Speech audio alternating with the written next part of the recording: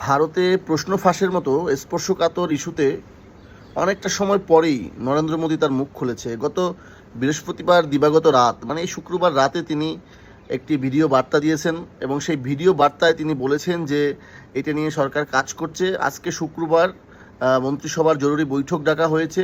প্রশ্ন ফাঁসের মতো বিষয় নিয়ে তারা কঠোর আইন করতে চান এবং আগামী সপ্তাহের মধ্যে পার্লামেন্টে বিল আকারে সেটা পাশ হবে।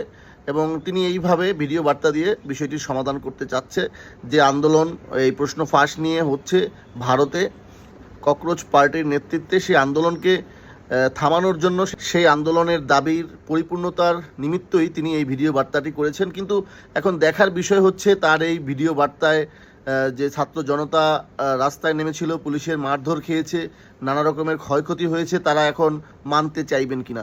দর্শক, আপনারা কি মনে করেন এতটা সময় পরে নরেন্দ্র মোদীর এই বক্তব্য এবং প্রশ্ন ফাঁসের বিষয়ে কঠিন আইন প্রয়োগ করা বা কঠিন আইন তৈরি করা, জরুরি সভা আগামী সপ্তাহের মধ্যে সেটা বিল আকারে সংসদে পাস, এই সকল ব্যবস্থাপনায় কি এই বিপ্লবী ছাত্র জনতা শান্ত হবে কিনা বা তারা সন্তুষ্ট হবে কিনা, কি মনে করেন আপনারা?